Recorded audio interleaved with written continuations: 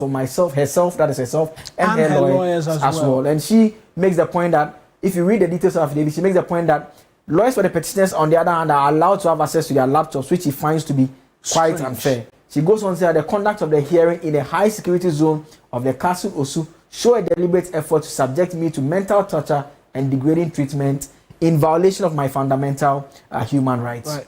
And then there's the last part, which she now begins to zero in on all of this and what it means, which she says is a deliberate attempt to remove her and a direct assault on the country's judiciary as well. In fact, it's the first time we are hearing from the Chief Justice herself, the suspended Chief Justice, commenting directly on the petition. And this is what she says here. Let's read her own words. She says, persistent violations of my constitutional rights show the whole proceedings are a mockery of justice and a ruse to unjustifiably remove me as the Chief Justice. And so that's what we know so far. There's been different conversations about whether or not some of the arguments she's made as to the choice of the committee hearing, whether it comes up for a subject of determination. You have some legal knowledge with respect to the workings and the dealings of some of these committees. Is there something we can say is prescribed as to where some of these hearings must be held? Must it necessarily always be a court from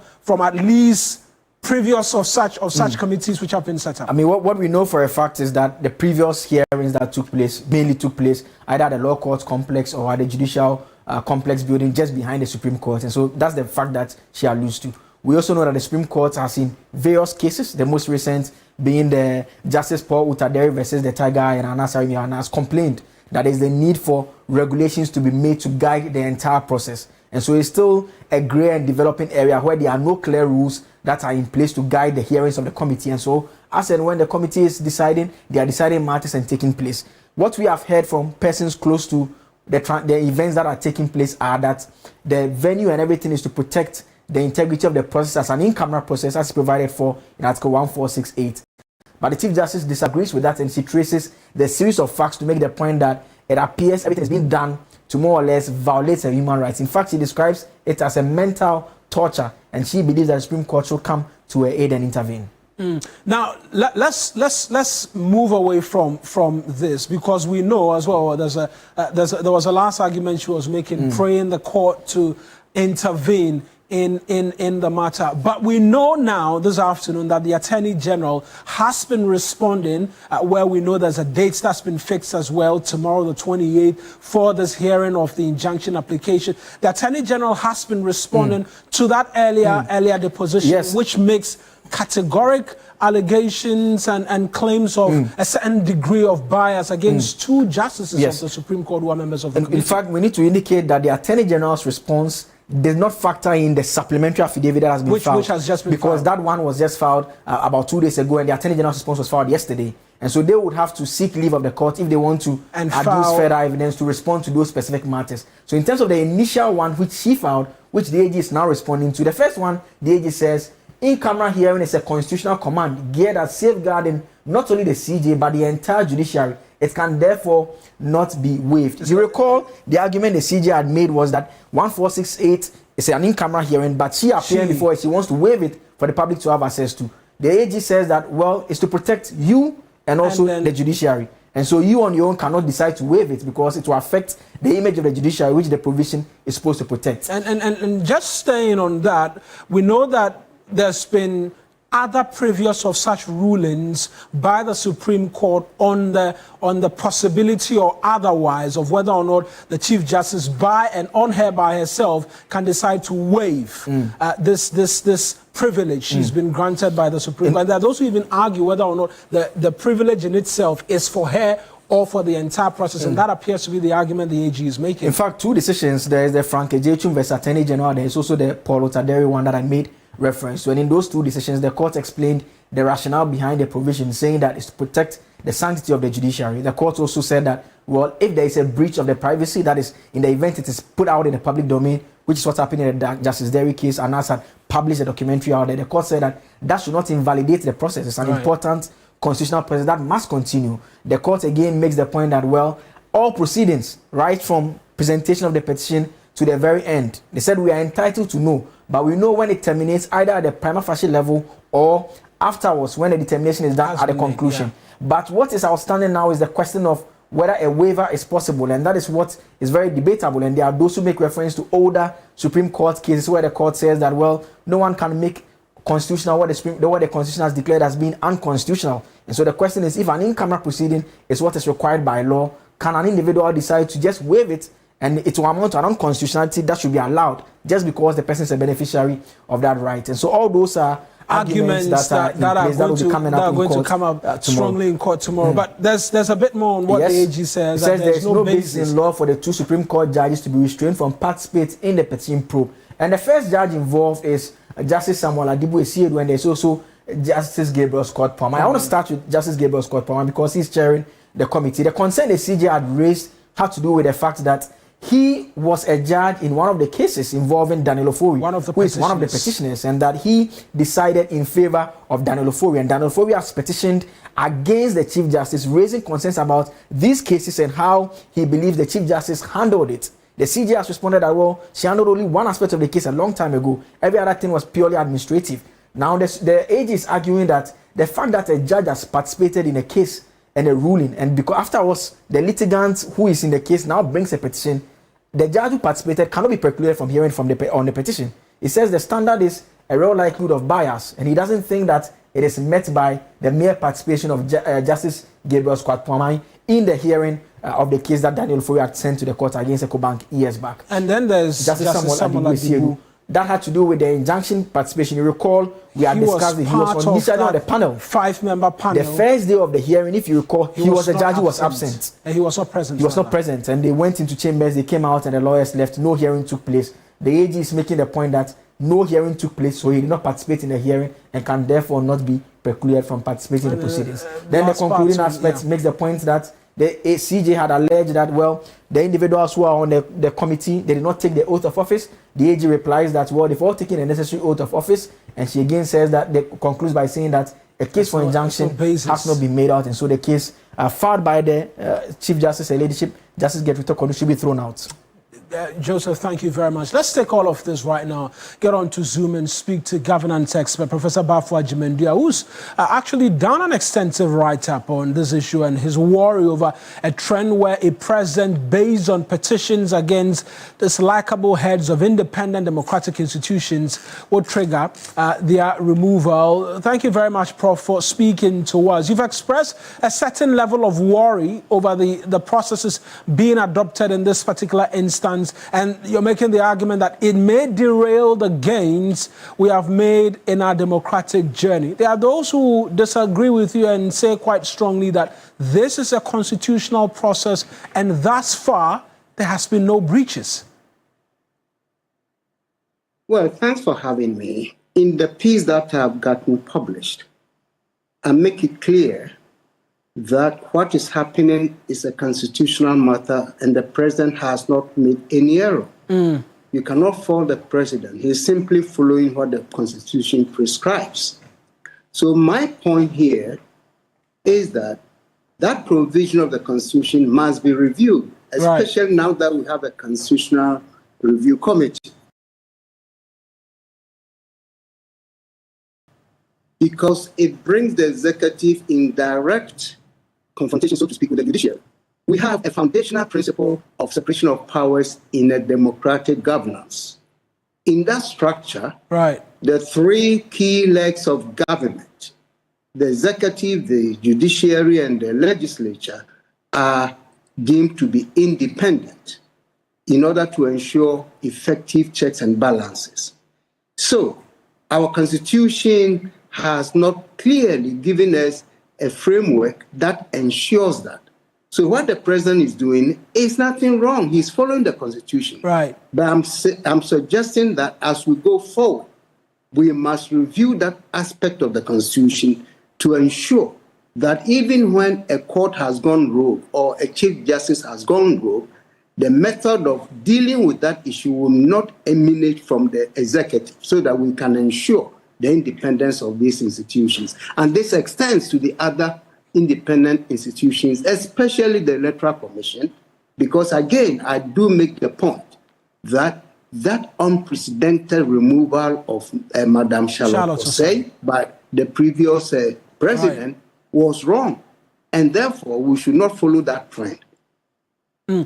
Prof, I want to just stay with you on this current process that we've seen. In the last few hours, we've seen the Chief Justice openly, via her depositions and then the supplementary affidavit as well, bring the entire constitutional process again into some level of disrepute, questioning the processes and then the conduct of members of the committee and the likes. You've expressed a concern as to what this does to the image of the judiciary. Where will that leave us, or where will we be left as a people after all of this is done? We cannot, as we have this conversation this afternoon, draw a conclusion just as yet, but it does quite appear that the image of the judiciary may be well and truly battered beyond recognition by a lot of Ghanaians. Wouldn't you say so?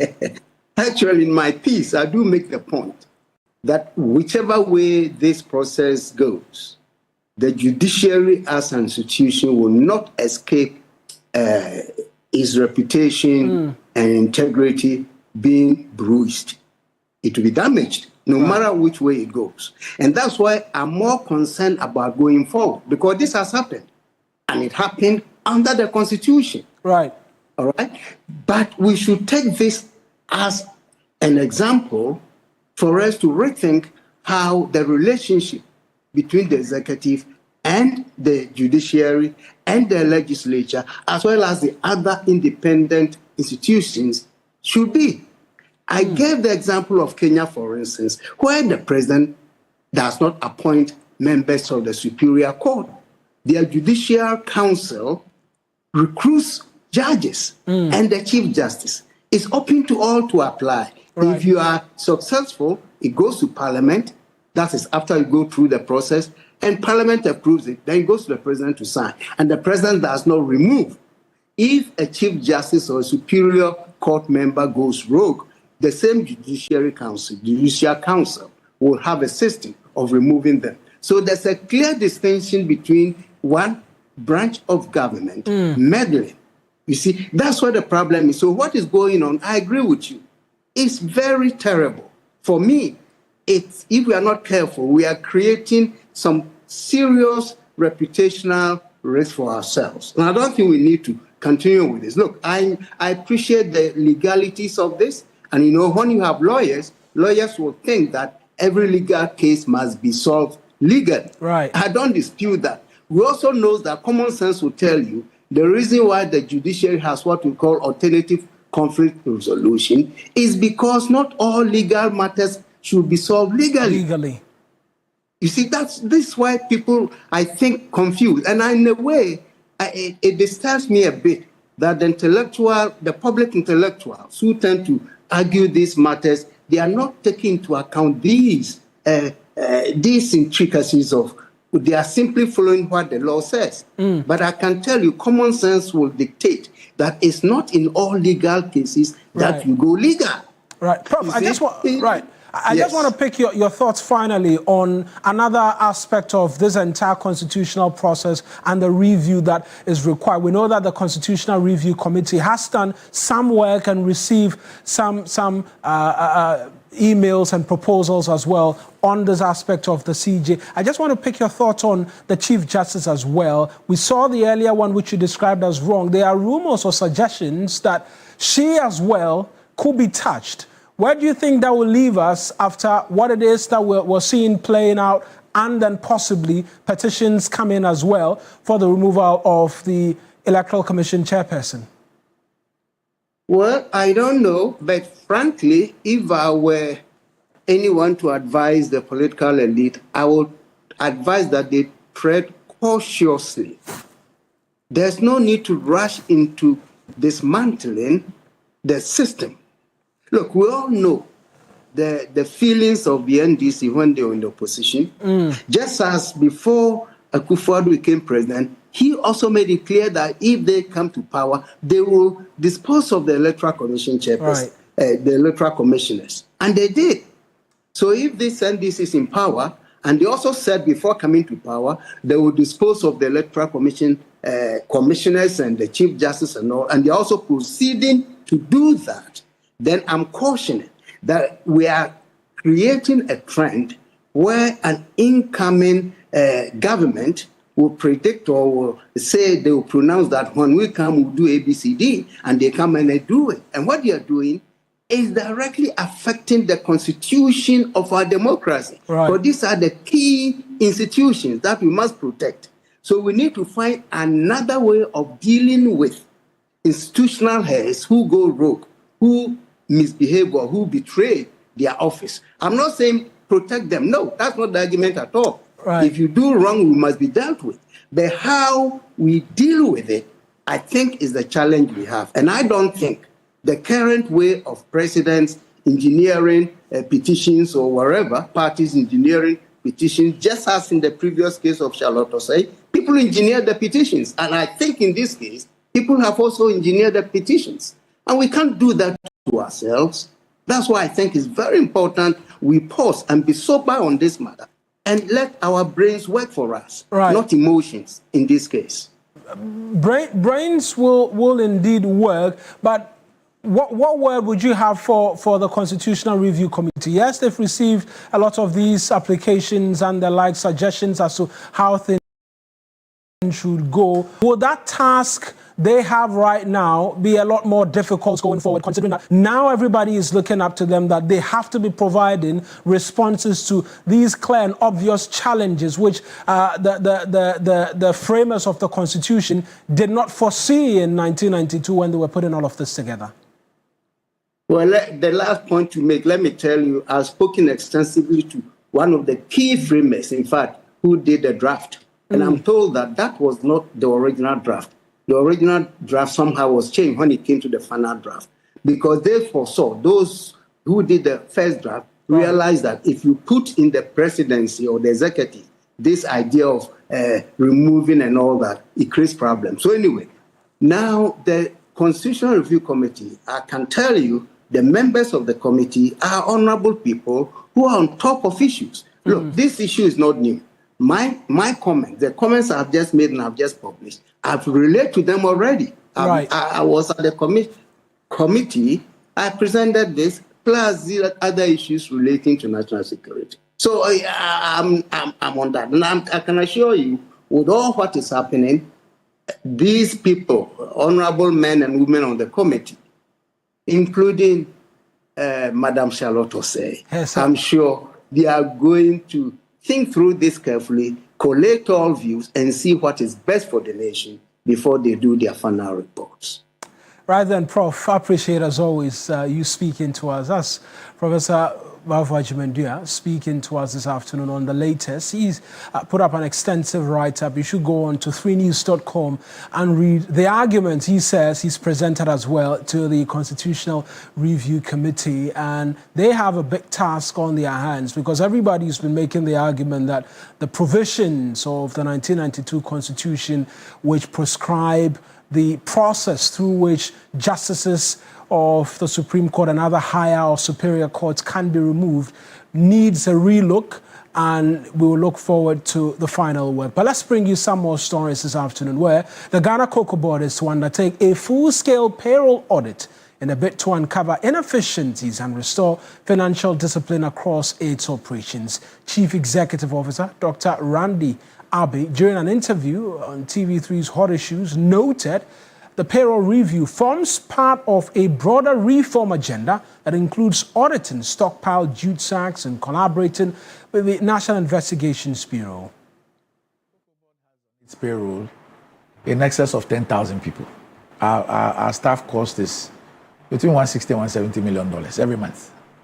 You understand? We're going to do a staff audit to ascertain whether we're all human beings or there are some people from another planet with us. You know, we need to establish that. But of course, if you have to spend about $12 million as your staff cost, that's quite, heavy, and we need to look at all those things. But there were decisions that were made that we need to look at. But a lot has to do with procurement, for example. Look at the things that I've told you about. Yeah.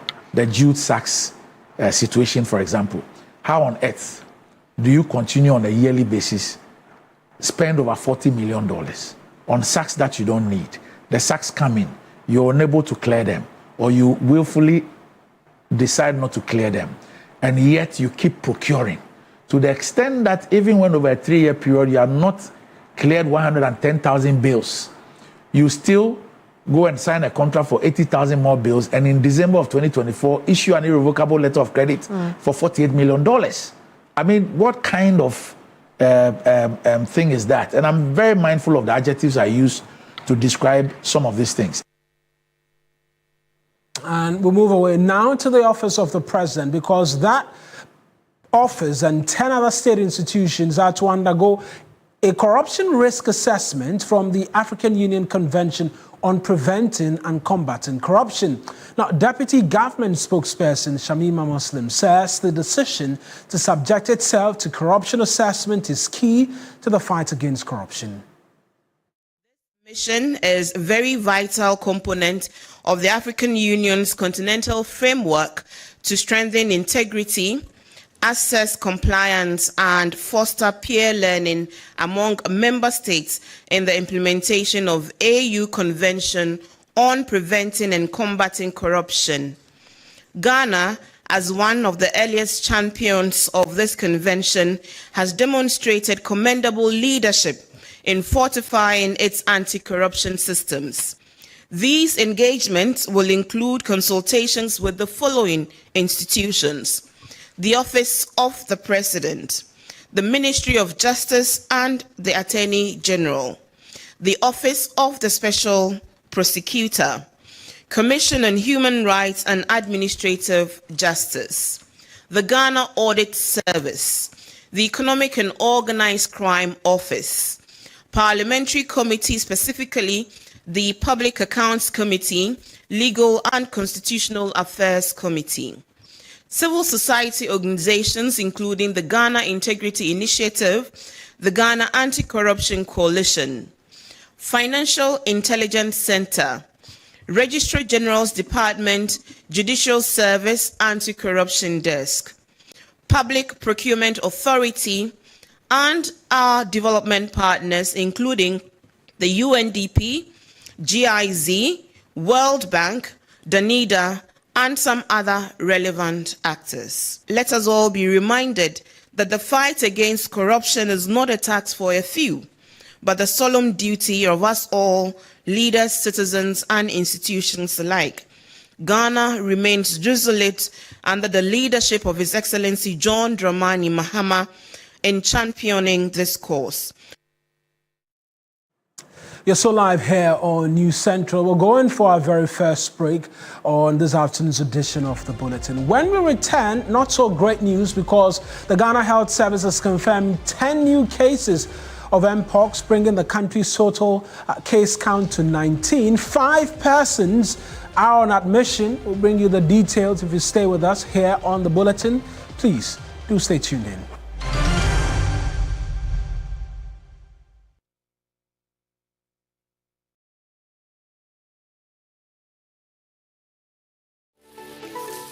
Why are more and more professionals choosing Flamingo paint?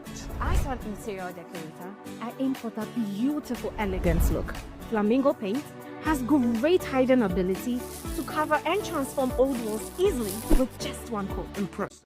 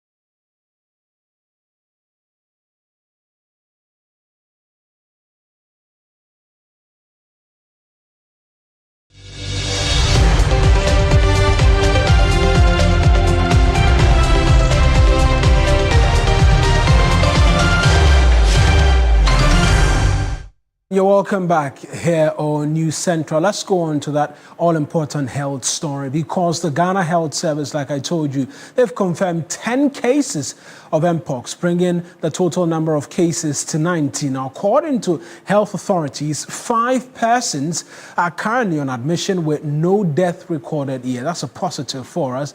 Although the numbers of confirmed cases of the disease keep rising, authorities maintain there is no cause for alarm. The new confirmed cases we gather are from the northern, western region and the Greater Accra regions. Training on Mpox, so teaching and regional hospitals is also currently ongoing in Koforidua in the eastern region, while contact tracing is still ongoing. Mpox, we know, it spreads from animals to humans and from humans to humans as well. The caution is that if you notice any symptoms, you're to report to the nearest health facility. I want to take you over the phone lines right now and speak to Dr. Dennis Lai. She's Deputy Director in charge of disease surveillance at the Ghana Health Services, joining us right now via the phone lines. I appreciate you speaking to us this afternoon. Yes, we understand no cause for alarm, but how does that calm Ghanaians when the case count continues to go up, and now we understand 5 persons are on admission at the hospital? Well, thank you very much, and good afternoon to your viewers. I want to correct. So the number on admission as of the 25th May was 3. We'll be sending an update shortly as well. The total cases, as you rightly said, has risen to 19. And so we've recorded cases currently in 6 regions. The Greater Accra and Western were the first 2, but currently we have cases in Bono, Volta, Northern, and the Western North regions. We do encourage that, rather than, when we say that the public should be concerned there's an outbreak, that is purely because we have an outbreak on our hands. And so it's something that we should be concerned about. Of course, if we compare it to other diseases like Ebola, we probably would not be as alarmed, but I would not encourage that we be laid back about it, because this is a disease that spreads very easily from person to person. Just coming into direct physical contact with a person can result in the disease being transmitted. Coming into contact with clothing or bedding that the person has used, a person with the disease, can also result in spread. And even engaging the person directly in a conversation face to face can also result in the disease being spread. And so it's important that we understand how the disease is spread and what measures we can take to prevent ourselves from getting it. Right, Doc, on how the disease has spread, we've moved from the initial 2 to 19 now. Has contact tracing been able to tell us if this is from the first initial cases, or we're seeing bouts of infections from different places not related to that first case we recorded in the Greater Accra region? Well, thank you very much. So we were focused on making sure that people understand how the disease is spread. Once there's a case or there are confirmed cases, it's very easy for it to spread. And yes, we have some evidence of cases that are related. In fact, we've been able to establish some, but most of the cases we have, there's no established link. And it's important that people understand this, that it's a disease that can even be spread without a person showing the rash. And so anybody who is unwell is a potential case, and we should treat them as such and take the necessary precautions. Right then, Doc, we'll leave it here. I appreciate you speaking to us. That's Dr. Dennis Lai, is the Deputy Director of the Disease Surveillance Unit of the Ghana Health Service. Provide an update for us on the latest on the Mpox cases. We'll switch focus now and to a very controversial subject matter which greeted this administration, ECG and missing containers.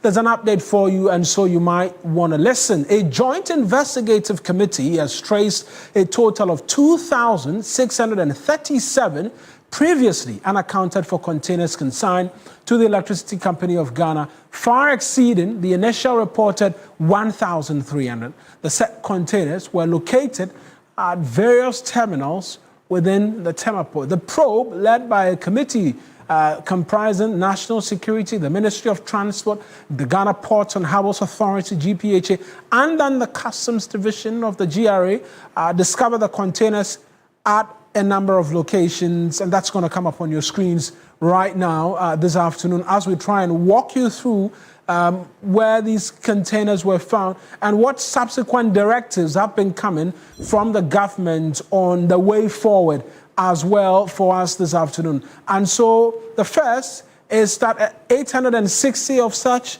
containers were found at Meridian Port Services, 1,237 at GPHA terminals, 272 already evacuated by national security raids, some of which I was a part of, 194 at Amaris Terminal, then there's 20 at the Atlas Manufacturing Terminal as well, totaling 2,637 of such containers. There's been subsequent directives from the Chief of Staff, we understand, but we know as well that some of these containers, or a chunk of them, have incurred demurrage, and so there are conversations, we understand, from the Energy Ministry between the Electricity Company of Ghana and then the Ghana Ports and Harbours Authority to determine a way forward in paying those. But the Chief of Staff has directed that all retrieved containers be evacuated immediately to ECG safe warehouses and an inventory be taken to ensure that all materials are accounted for. The Energy Minister as well, Dr. John Jinapor, has been providing some updates to the Electricity Company of Ghana as well as to the way forward. We'll show you that right now as well and get details. But let's go over the phone lines right now. Richmond Roxon will join us shortly. We also know that ECG has been directed not to depart, or to depart rather, from this method of procurement where you bring in the items and the person supplying it leaves it at the port and you have to clear and all of that. The clear directive is that suppliers must clear and deliver to ECG any item procured. And then ECG suspends all non-essential procurement pending the review of its procurement policies. Richmond Roxon has joined us right now, like I mentioned, on phone. Richmond, what is of importance to a lot of Ghanaians is, yes, you've been finding these containers, some of which national security had to undergo or undertake some raids to uncover. When are prosecutions expected? Because many make the argument people must pay for the ills done. Good afternoon to you and good afternoon to your cherished viewers. You would remember that in December, during the transition period, from administration that EPG had about 3,000 containers that were uncleared. And by the time the current minister assumed office as the Minister of Energy, the briefing Honorable Minister had was that ECG had about 2,500 containers that were at the ports. Eventually, because of the conflicted information, the Honorable Minister caused an investigation to be conducted. A team was put together to validate the claim and to trace the containers. That initial committee only found 1,100 containers, and that also disclosed that 1,300 containers were unaccounted for. This further triggered an interagency committee made up of National Security, Ministry of Transport, GRA Customs, and other institutions to unravel this mystery. What we can report is that so far, 2,637 of these containers have been traced. Physically, we are in possession of 2,583 of these containers, and the investigations are still ongoing.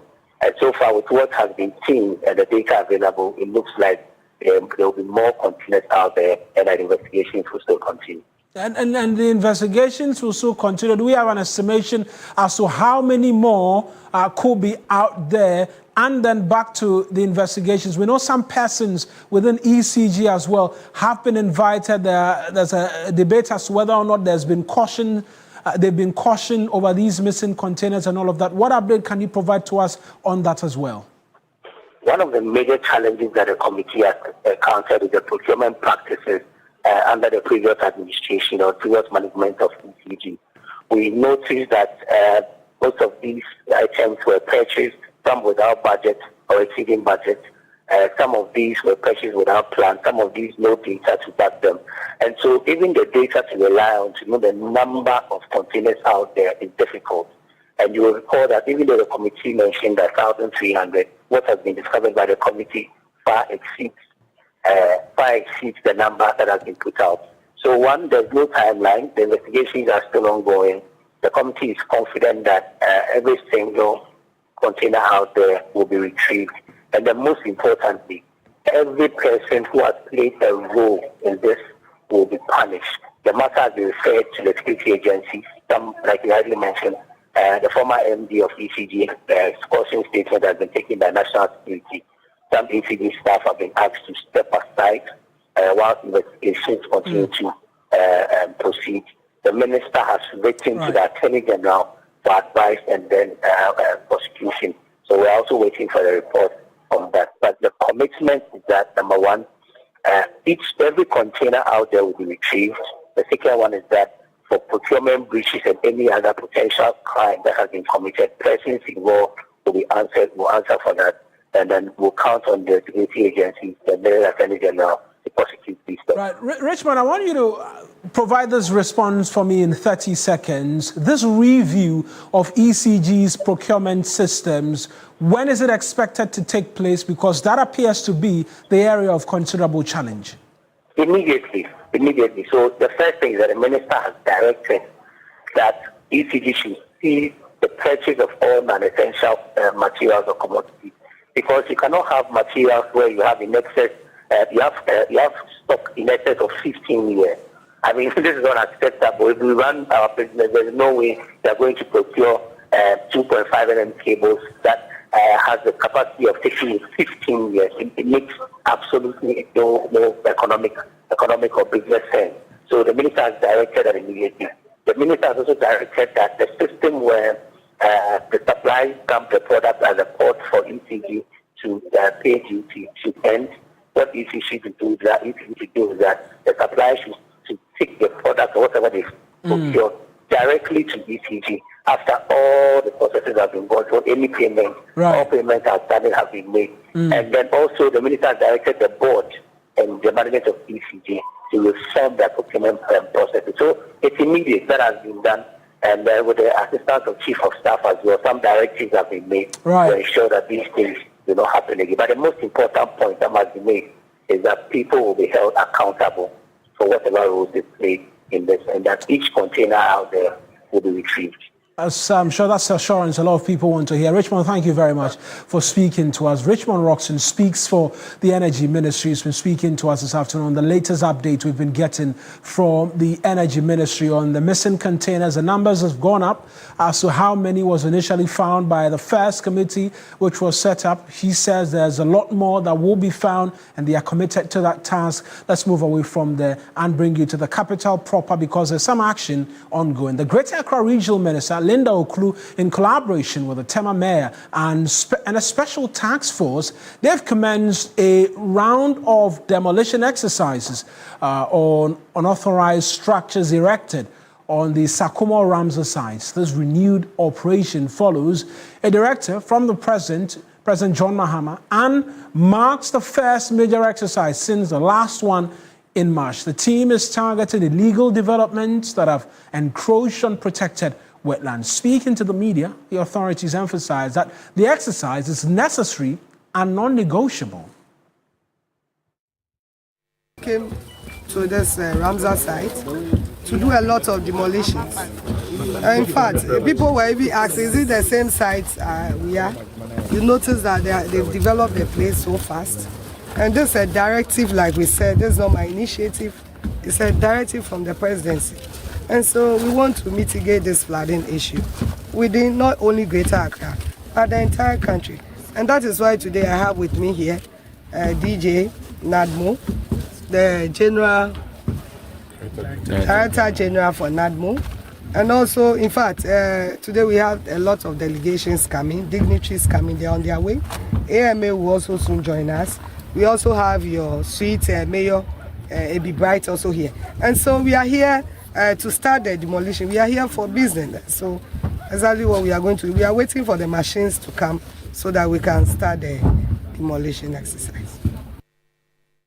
That's the Greater Accra Regional Minister, Linda Oklu, on demolition exercises. Now take us on to our second break. When we return, we're live across the country on Regional Hub, where I can tell you confidently Ibrahim Abubakar is stationed in the Ashanti region for us with some exclusive details. Stay with us.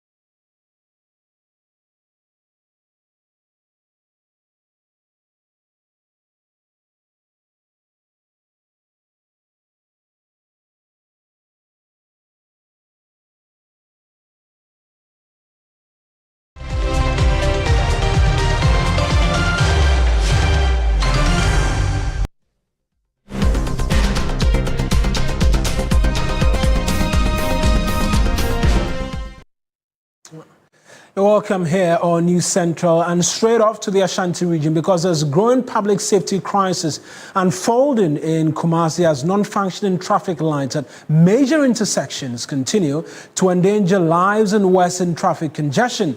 Key trouble spots include Aful Nkwanta, Gao Junction, the Angloga-Sokwa Highway and Tech Police Station intersection where traffic signals have remained dead for weeks, some for over a year, despite repeated accidents. The persistent malfunctions of the traffic lights, according to pedestrians and motorists, is increasing the risk of accidents at the affected areas. Ibrahim has been monitoring.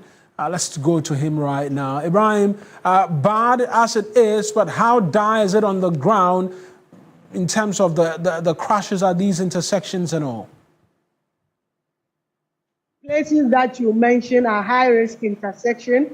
Yet we have the traffic lights not functioning for, like you said, some even more than a year. And these places, pedestrian knockdown and road crashes contribute over 70% around these places within the greater Kumasi. And so it's quite a troubling situation. And not a week will pass by without recording an accident within these stretches. And people have attributed this accident to the non-functioning of the streets. Like occasionally you find the police MTTB personnel there directing traffic, but not every day. Sometimes they are not there and drivers wouldn't take their time and they end up causing a lot of preventable accidents, I would say. Car speeding, they are not taking their time. And for that matter, people are calling on authorities to, as a matter of urgency, fix these traffic lights so that we will be able to save more lives. Just 2 days ago, we recorded another fatal accident on the Tech Police Station intersection where another traffic light has even been broken down by a speeding vehicle. And for that matter, people would want to see authorities taking action to prevent or to save more lives. Let's listen to what some of the pedestrians and motorists have been sharing with you. Just about 3 months ago, there's some accidents, serious accident happened in this place. So we want all the leaders around here to tell us about this traffic. What does it do? This thing, I don't know the reason. Create a lot of accidents. You just look at how the cars are moving up here. Just look at the top over here. Just look at here. Some accident is one a man for a woo animal. And yet the captain will be a new one. And say Buchanan police for Bijanum. And some by a month, the number of accidents and associated fatalities that occur on this stretch is quite alarming, all because of the non-functioning of this traffic light. But nothing is being done to fix it. They say, we drew our traffic in here to make you turn to meet the accident, but and I am saying so. We drew our mobile or the speed. Just in 20 seconds, and please be brief for me, what have authorities been saying about this problem? Because I see behind you that traffic intersection as well is not working. Just briefly.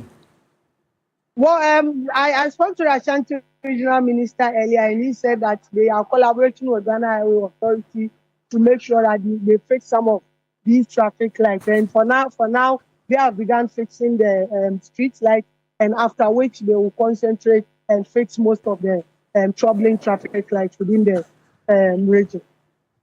Right then, thank you very much, Ibrahim. And we'll just end up in the Volta region where we understand tidal waves have been ravaging again, coming in hard on residents of the Ketu South municipality, causing some level of distraction there as well. We know that the last time this came up, the president was in the area, but on Monday evening, it came back up again, roads and all of that taken completely over by the seawater and then the additional sun. And so what you're seeing on your screen is supposed to be a road, but the tides continue to rise, and that's the situation.